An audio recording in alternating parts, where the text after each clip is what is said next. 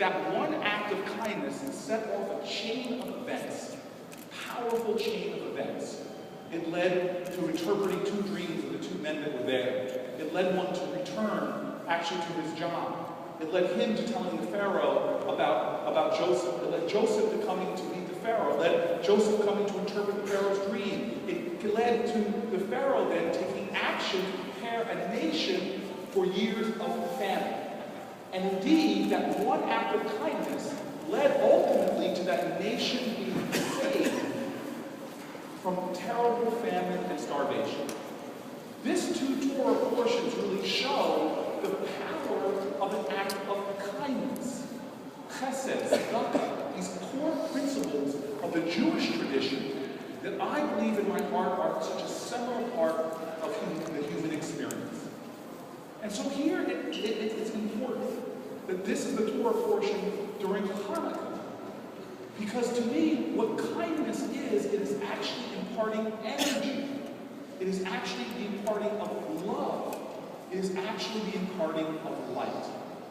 You see, candles are symbolic light, but the true light of humanity is our deeds and our actions that can bring about goodness.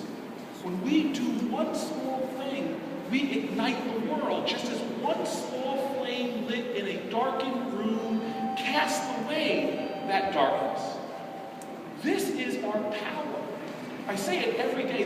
The biggest thing you can do just about any day is a small act of kindness. And when you do that small act of kindness, as Joseph shows us, it reverberates into the world. I stand here as mayor today to celebrate Hanukkah, but also to help celebrate the spirit of Hanukkah.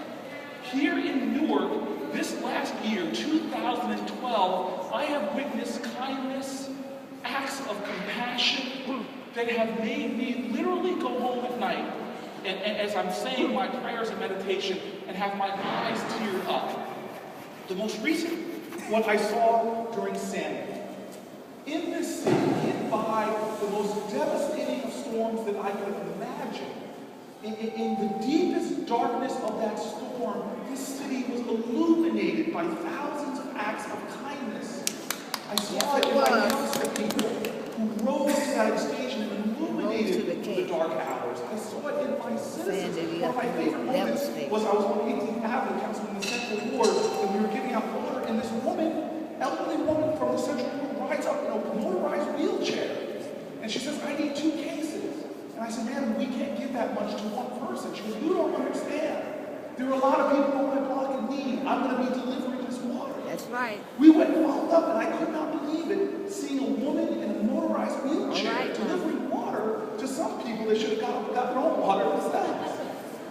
It was this profound goodness that I still see.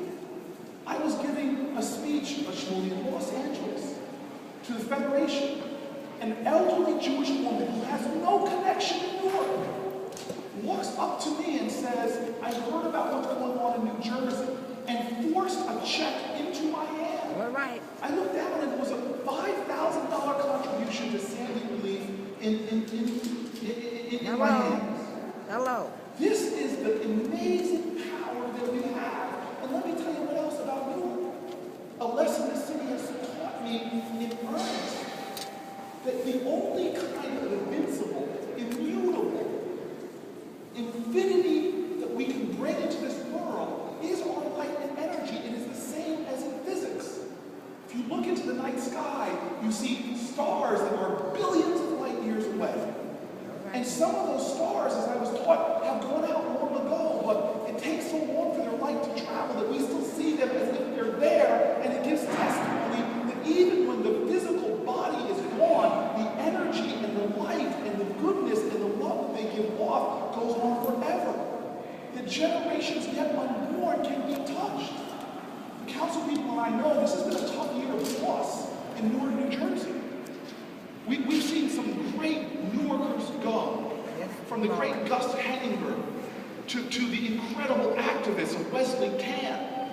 There's been some heroes that have left us in the physical form here in Newark, but we know that the goodness and the kindness and the service that they gave will go on forever. It still lives with us now.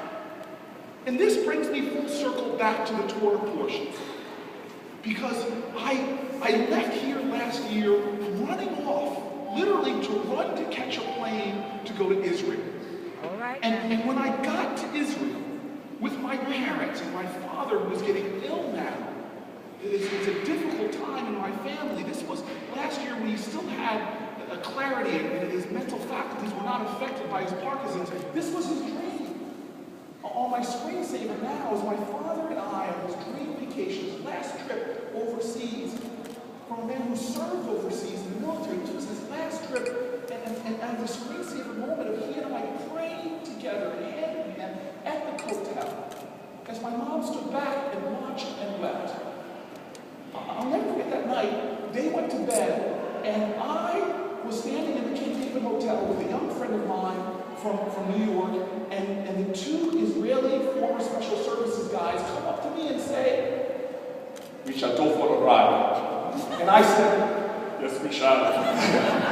And we jump in their car, and we drive off. And before I know it, we're in the desert. And I lost cell phone reception. And I think to myself, is this what they do to the Goyim when they visit Israel? Take them into the desert. And I get to a hill, suddenly I get cell phone reception back. And they bring me to the hill, and I look down, and I see the valley of the city, and they tell me there, yonder hill, on the other side of the valley, is Mount Nebo. Mount Nebo. And some of you know from the Christian Bible or the Jewish Torah, you know that Mount Nebo is where Moses stood. All right now. And looked over into the promised land. He knew he would never go there. Come on, Cory. But this is what he got to see. And as they told me this story, I felt chills go over me. And I asked them for two things. Pull out your Torah and pull out your iPad. And they pulled out the Torah. I said, read the Torah portion. I pointed to what I wanted them to read. And they read a segment of the Torah, and I'll tell you what that is in a second, but then I said, give me your iPad, and I pulled up a speech that we all know, Jew, Christian, Muslim, all of us in this room. The last speech of Martin Luther King. All right.